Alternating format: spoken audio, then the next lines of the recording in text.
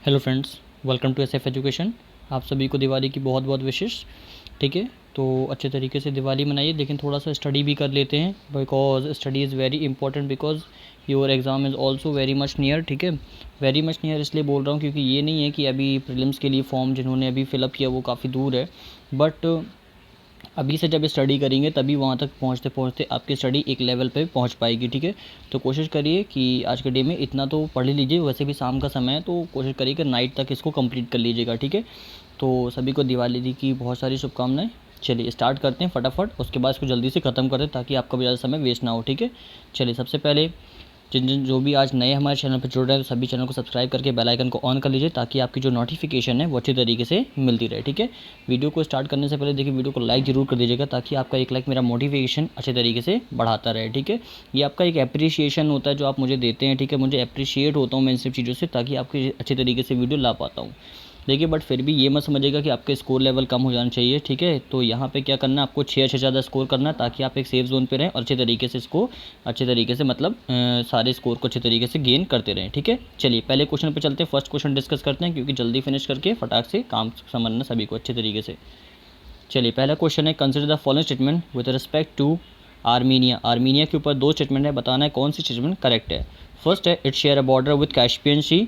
Second, आज भी Azerbaijan does not share border with Armenia. ठीक है, कि पहली जो स्टेटमेंट है कि ये जो आर्मीनिया है ये कैस्पियन सी से बॉर्डर शेयर करता है और जो अजरबैजान है ये आर्मीनिया से बॉर्डर शेयर नहीं करता है। कौन सी स्टेटमेंट करेक्ट है? Option A 1 only, option B 2 only, option C 1 and 2, option D none of the above. ठीक है, तो आज आपने से ही वीडियो को पॉज कर लीजिएगा क्योंकि इतना समय नहीं हो पाएगा। तो ठीक है, हम थोड़ा सा आज हरी अप में इसको फटाफट डिस्कस करेंगे। ठीक है, चलो देख लेते राइट आंसर क्या है। होपफुली आपने वीडियो को पॉज करके आंसर सोच लिया होगा। चलो देखते हैं। सबसे पहले देखो मैप में देखते हैं, उसके बाद इसके आंसर पे आते हैं। देखो मैप में क्या है, आपने वैसा आंसर डी देख लिया है। यहाँ पे वैसे देखिए ये आर्मेनिया है, आर्मेनिया अजरबैजान से बॉर्डर शेयर कर रहा है but there is no any Caspian Sea. ठीक है, यहाँ पे कहीं पे भी कैस्पियन सी पे लोकेशन नहीं दिख रही है। अगर आपको ध्यान से देखा होगा कैस्पियन सी, तो कैस्पियन सी के नीचे कौन सी कंट्री फॉल करती है? ठीक है, चलिए कमेंट बॉक्स में मुझे बताइए कैस्पियन सी कहाँ पे लोकेट करता है। ठीक है, उसके ऊपर नीचे कौन सी कंट्री आती है। ठीक है, तो यहाँ पे कैस्पियन सी आर्मेनिया से बॉर्डर शेयर नहीं करता है और अजरबैजान से करता है। ठीक है, तो यहाँ जो दिया कि कैस्पियन सी से बॉर्डर शेयर करता है तो पहली स्टेटमेंट आपकी रॉन्ग है, और जो सेकंड स्टेटमेंट जो दी है कि आर्मेनिया से बॉर्डर शेयर करता है तो ये भी आपकी रॉन्ग है। ठीक है, आर्मेनिया से बॉर्डर शेयर नहीं करता है मतलब, और सॉरी यहाँ पे जो नॉट दिया है ये यस होना चाहिए था। तो राइट आंसर आपका ऑप्शन डी हो जाता है। याद रखिएगा, D will be the right answer. चलिए नेक्स्ट क्वेश्चन पे चलते हैं, नेक्स्ट क्वेश्चन डिस्कस करते हैं। नेक्स्ट क्वेश्चन है, consider following statement with respect to Shanghai corporation of organisation. Recently अभी शंघाई कॉर्पोरेशन ऑर्गेनाइजेशन की अभी मीटिंग हुई है, इसलिए काफ़ी न्यूज़ में है, तो आपको बताना है रिगार्डिंग कौन सी स्टेटमेंट करेक्ट है। फर्स्ट है, 20th summit of the Shanghai corporation organisation was chaired by India.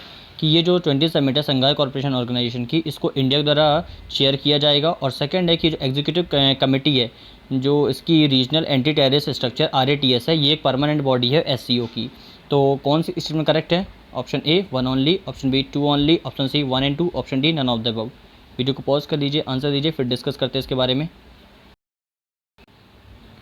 चलो देख लेते हैं, होपफुली आपने वीडियो को पॉज करके आंसर सोच लिया होगा। देखो सबसे पहले कि जो यहाँ पे दिया कि 20th समिट ये शंघाई कॉर्पोरेशन की हुई है, ये बिल्कुल करेक्ट है। यस 20th समिट है बट इंडिया इसको चेयर नहीं कर रहा है। ठीक है, it is sharing by the Russia. ठीक है, तो रशिया इसको चेयर कर रहा है और इसका मेन मोटो इसलिए इसका समिट को लाया गया ताकि जो भी अभी टसल्स चल रहे हैं इंडिया और चाइना के बीच उनको अच्छे तरीके से रेड ऑफ किया जा सके और फिर इन दोनों के बीच में अच्छा खासा कोऑपरेशन बढ़ाया जा सके। ठीक है, तो पहली स्टेटमेंट इसलिए गलत है क्योंकि इसको इंडिया चेयर नहीं कर रहा है, इसको रशिया चेयर कर रहा है, इसलिए फर्स्ट स्टेटमेंट रॉन्ग हो जाती है। सेकंड, क्या जो इसमें RATS दिया है कि रीजनल एंटी टेररिस्ट स्ट्रक्चर, ये कमिटीज़ की परमानेंट बॉडी है, तो यस SCO जो शंघाई कॉर्पोरेशन ऑर्गेनाइजेशन है इसमें जो RATS है ये इसकी परमानेंट बॉडी है। तो राइट आंसर ऑप्शन बी हो जाता है। ठीक है, याद रखिएगा, B will be the right answer. कुछ और चीज़ समझ लेते हैं। SCO में जो परमानेंट बॉडीज़ हैं इसमें जो इसका हेडक्वार्टर है ये बीजिंग में है। ठीक है, याद रखिएगा, इसका हेडक्वार्टर बीजिंग चाइना के अंदर है। और जो RATS है जिसको रीजनल एंटी टेररिस्ट स्ट्रक्चर कहते हैं, ये इसकी जो मेन बॉडी है और ये ताशकंद के अंदर लोकेट करती है। ठीक है, तो इसको याद रखिएगा, बहुत इंपॉर्टेंट है। SCO एक रोटेशनल मतलब ये जो चेयरमैनशिप होती है इसमें SCO की, ये रोटेशन होती है बाय ईयर, हर मेंबर जो स्टेट होते हैं इसके इसी के अंदर। और यहाँ पे जो इंपॉर्टेंट चीज़ है इसके अंदर जो लैंग्वेज जो यूज़ होती है वो आपकी रशियन होती है और जो चाइनीज़ लैंग्वेज है। ठीक है, तो इसलिए ये इंपॉर्टेंट हो जाता है। कभी कभी इसके रिगार्डिंग भी आंसर पूछ लिया जाता है। ठीक है, 20th समिट जो अभी व्लादिमीर पुतिन रशिया के प्रेसिडेंट इन्होंने अभी होस्ट किया है। चलिए नेक्स्ट क्वेश्चन पर चलते हैं। नेक्स्ट क्वेश्चन है Panna biosphere reserve which was recently included in world network of biosphere reserve by United Nation Educational Scientific and Culture Organization is located in which of the following state. अभी जो Panna biosphere reserve है इसको world network of biosphere reserve के अंदर डाल दिया गया है यूनेस्को के द्वारा। तो पूछा जा रहा है कि ये किस स्टेट से लोकेट करता है। ठीक है, जो भी पन्ना बायोस्फीयर अगर आप जानते हो कि कहाँ लोकेट करते हो तो इसका आंसर देना काफ़ी ईजी हो जाएगा। Option A Chhattisgarh, option B Madhya Pradesh, option C Rajasthan and option D Uttar Pradesh. Video को पॉज कर लीजिए, आंसर दीजिए, फिर डिस्कस करते हैं इसके बारे में। चलिए देख लेते हैं राइट आंसर क्या। देखिए इसका जो राइट आंसर है आपको ऑप्शन बी है। मध्य प्रदेश के अंदर पन्ना बायोस्फीयर रिजर्व जो आता है इसको अभी world network of biosphere reserve के अंदर डाल दिया गया है। ठीक है, यूनेस्को के द्वारा, तो काफ़ी इंपॉर्टेंट है और इसको स्टैब्लिश किया गया था 1981 में, जो काफ़ी इंपॉर्टेंट है। ठीक है, ये भी याद रखना।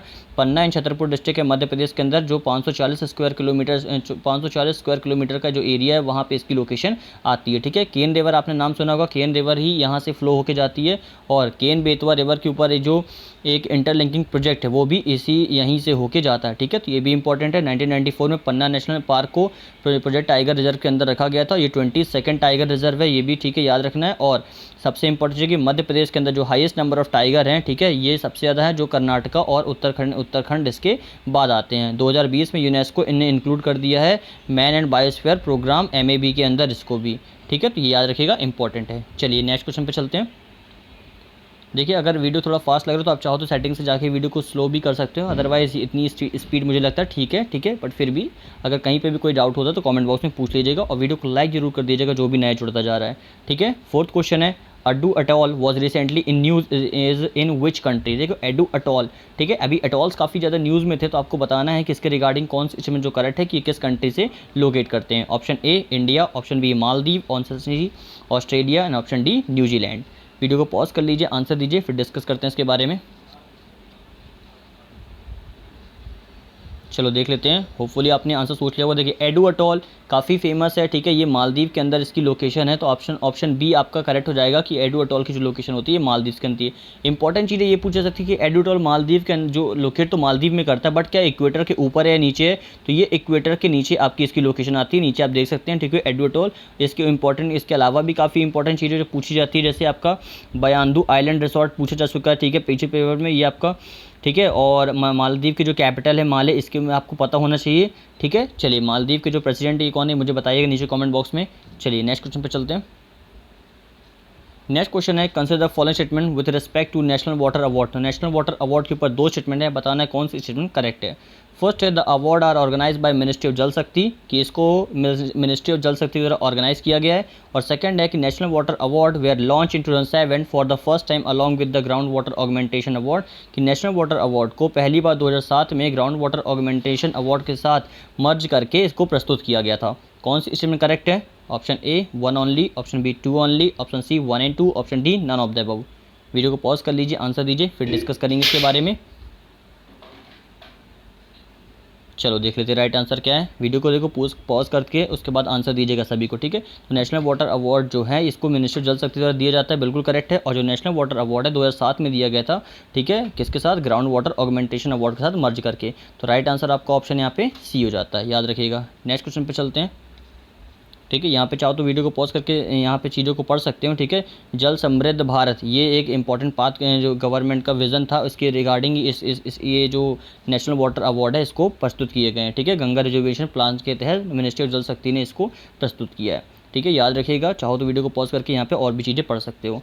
चलिए नेक्स्ट क्वेश्चन पर चलते हैं। नेक्स्ट क्वेश्चन है consider the following statement with respect to ASEAN. ASEAN के ऊपर दो स्टेटमेंट है, बताना है कौन सी स्टेटमेंट करेक्ट है। फर्स्ट है India is one of the founding member of ASEAN, कि आसियान का इंडिया एक फाउंडिंग मेंबर है। और जो इसका मोटो है सेकंड स्टेटमेंट में कि ASEAN is one vision, one identity and one community, कि एक विज़न होना चाहिए, एक आइडेंटिटी होना चाहिए और एक कम्युनिटी होना चाहिए। तो कौन सी स्टेटमेंट करेक्ट है? Option A 1 only, option B 2 only, option C 1 and 2, option D none of the above. Video को पॉज करके आंसर दीजिएगा। चलिए देख लेते हैं राइट आंसर क्या है। देखिए सबसे पहले कि आशियान में आपको पता है कितनी कंट्री आती हैं, तो आशियान के अंदर 10 कंट्रीज़ आती हैं, ठीक है, याद रखिएगा 10 कंट्री आशियान के अंदर आती हैं और इंडिया इसके अंदर नहीं आता है, इसलिए इंडिया इसका फाउंडिंग मेंबर नहीं है, ठीक है। तो पहले स्टेटमेंट आपकी यहाँ रॉन्ग हो जाती है। और सेकंड, आशियान का जो मोटो दिया है कि one vision one identity and one community, ये बिल्कुल करेक्ट है। तो राइट आंसर आपका ऑप्शन बी हो जाता है, B will be your right answer, ठीक है। ये जो रीजनल ग्रुपिंग है ये प्रमोट करता है इकोनॉमिक, पॉलिटिकल और जो सिक्योरिटी कोऑपरेशन होता है इनको बढ़ाने के लिए, ठीक है।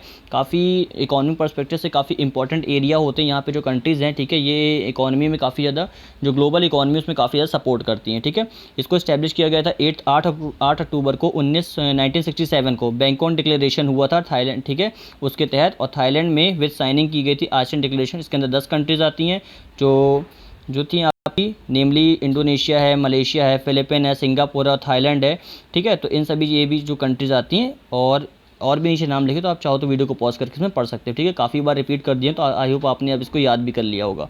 चेयरमैनशिप जो है इसको है कि ये रोटेट करता है एनुअली, ठीक है, हर साल ये चेयरमैनशिप इसकी बदलती जाती है। ये बेस्ड होती है कि अल्फ़ाबेटिकल ऑर्डर जो English name of member state होते हैं उनके रिगार्डिंग। चलिए नेक्स्ट क्वेश्चन पर चलते हैं, ठीक है। चाहो तो यहाँ पे देख सकते हो, ठीक है, यहाँ पे दिया हुआ ये काफ़ी इंपॉर्टेंट पर्सपेक्टिव से ये जो रीज़न होता है, और यहाँ पे कंट्रीज़ दिए, उनके फ्लैग भी दिए, तो फ्लैग भी कभी कभी पूछ लेते हैं वन लाइनर क्वेश्चन में। 7th क्वेश्चन है, consider following statement with respect to INS Vagir. अभी रिसेंटली आईएनएस वगीर काफ़ी न्यूज़ में था, ठीक है, सभी ने न्यूज़ पढ़ा होगा, चाहे वो हिंदी न्यूज़पेपर पढ़ रहे हैं, इंग्लिश न्यूज़पेपर। इसमें आईएनएस वगीर के ऊपर अभी क्वेश्चन पूछा जा सकता है, ठीक है, रिसेंटली काफ़ी न्यूज़ में था। अभी मैं बताऊंगा क्यों न्यूज़ में। फर्स्ट है, it is one of the Kalvari class submarine project 75, कि ये कलवरी क्लास का सबमरीन प्रोजेक्ट 75 के तहत ये आता है।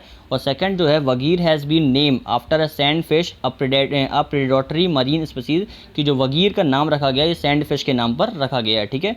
कौन सी स्टेटमेंट करेक्ट है? Option A 1 only, option B 2 only, option C 1 and 2, option D none of the above. Video को पॉज करके आंसर दीजिए, फिर डिस्कस करते हैं इसके बारे में।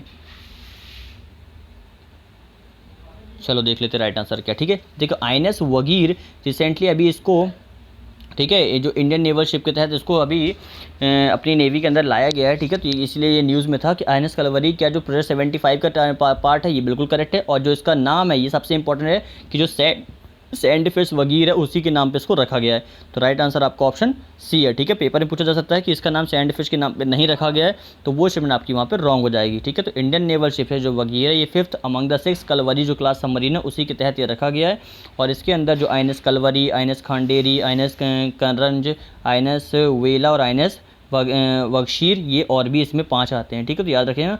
और जो कलवरी है इसका मीन होता है टाइगर शार्क, ठीक है, ये इंपॉर्टेंट है इसलिए इसको याद रखना। चलिए नेक्स्ट क्वेश्चन पर चलते हैं। ये कुछ इस तरीके से दिखता है, ठीक है, इसीलिए इसके इंपॉर्टेंट पर्सपेक्टिव से काफ़ी, मतलब न्यूज़ पर्सपेक्टिव काफ़ी इंपॉर्टेंट हो जाता है। नेक्स्ट क्वेश्चन है, स्ट्रिप्ड बबल नेस्ट फ्रॉग, ठीक है, जिसको रोनेक्सिलस विटेटस भी कहा जाता है। ये रिसेंटली अभी न्यूज़ में था, तो इसको बताना है कि जो ट्री फ्रॉग है जो फाउंड किया जाए स्टेट और यूनियन टेरिटरी में, तो ये कहाँ पे इसकी लोकेशन है, ठीक है। Option A Lakshadweep, option B Andaman Nicobar, option C Tamil Nadu and option D west Bengal. Video को पॉज कर लीजिए फिर आंसर दीजिएगा ताकि इसका अच्छे तरीके से आपको समझ में आ सके। चलो देख लेते राइट आंसर क्या है। देखिए आप वीडियो को पॉज करते जाइए, ठीक है। आज समय काफ़ी कम है इसलिए थोड़ा सा मैं जल्दबाजी कर रहा हूँ ताकि होपफुली, लेकिन आप इसको ज़्यादा माइंड नहीं करेंगे, ठीक है। चलो यहाँ देख लेते हैं। यहाँ पे जो राइट आंसर है इसका ऑप्शन पी अंडमान निकोबार में इसकी लोकेशन आती है, ठीक है। स्ट्रिप्ड बबल जो नेस्ट फ्रॉग है, तो इसको याद रखिएगा, ठीक है। ये जो साइंटिस्ट हैं ये रिपोर्ट किए उन्होंने कि न्यू जीनस ट्री फ्रॉग अभी देखा गया अंडमान निकोबार में, तो इसको जरूर याद रखिएगा। हो सकता है कि आपकी इसके रिगार्डिंग पूछा जाए कि कहाँ पे इसकी लोकेशन है। अभी न्यू फ्रॉग जो स्ट्रिप्ड बबल की तरह ही दिखता है इसलिए इसको लोकेशन फाउंड आउट की गई है। नेक्स्ट क्वेश्चन पे चलते हैं। नेक्स्ट क्वेश्चन है, consider the following statement with respect to Swarna Jayanti fellowship. स्वर्ण जयंती फेलोशिप क्या है, इसके रिगार्डिंग 2 स्टेटमेंट है, बताना है कौन सी स्टेटमेंट करेक्ट है। फर्स्ट है, it provide special assistance and support to a selected number of school students in a field of research, कि ये प्रोवाइड करता है स्पेशल असिस्टेंस सपोर्ट करता है और सेलेक्टेड नंबर जो स्कूल स्टूडेंट्स होते हैं फील्ड ऑफ रिसर्च में उनको हेल्प करता है। सेकंड है, the project submitted by the selected fellows और considered for funding by the scientist and engineer research board, ठीक है, कि जो प्रोजेक्ट है इसको सबमिटेड किया गया है सेलेक्टेड फेलोशिप के द्वारा जिसमें कंसिडर की जाती है जो भी फंडिंग और किसके द्वारा, science and engineering research board के द्वारा। तो कौन सी स्टेटमेंट करेक्ट है? Option A 1 only, option B 2 only, option C 1 and 2, option D none of the above. Video को पॉज करके आंसर दीजिए फिर आंसर करते हैं। देखिए हो सकता है बैकग्राउंड में थोड़ा सा आपको प्रॉब्लम हो सकता है कि काफ़ी आवाज़ आ रही है क्योंकि अभी इस समय का माहौल ही ऐसा है, बट फिर भी थोड़ा सा एडजस्ट कर लीजिए, लेकिन ये हो सकता है कि ठीक हो जाएगा, ठीक है, बट फिर भी करेक्ट हो जाएगा। चलो देख लेते हैं, होपफुली आपने वीडियो को पॉज करके आंसर सोच लिया होगा। चलिए देखते हैं सबसे पहले कि क्या जो स्पेशल असिस्टेंट प्रोवाइड करता है selected number of school student को लेके। ये स्पेशल असिस्टेंट तो प्रोवाइड करता है but not for a school student, ठीक है। ये जो आपके न्यू कमर्स जो साइंटिस्ट स्टूडेंट्स हैं उनके लिए प्रोवाइड कराता है, ठीक है। इसलिए पहले स्टेटमेंट आपकी रॉन्ग हो जाती है। और सेकंड में जो दिया कि जो प्रोजेक्ट है इसको science and technology research board का इसको जो सबमिट फंडिंग इसकी सबमिटेड की जाएगी, तो ये बिल्कुल करेक्ट है। तो राइट आंसर आपका ऑप्शन बी हो जाता है, ठीक है। याद रखना, B will be your right answer, ठीक है। तो स्वर्ण जयंती जो फेलोशिप स्कीम है इसको इंस्टीट्यूट किया गया गवर्नमेंट ऑफ इंडिया ताकि कमेमोरेट की जा सके इंडिया की जो 5th ईयर ऑफ इंडिपेंडेंस के जरिए। जिसमें जो अवार्ड एक कंसिस्ट करता है जो फेलोशिप, जिसमें 25,000 रुपये पर मंथ एडिशनली दिया जाएगा सैलरी ड्रॉन की तरह, मतलब सैलरी की तरह प्रोवाइड कराया जाएगा ताकि जो पेरेंट इंस्टीट्यूट है, ठीक है, along with the research grant of 5 lakh रुपये per annum by department of science and technology, ठीक है।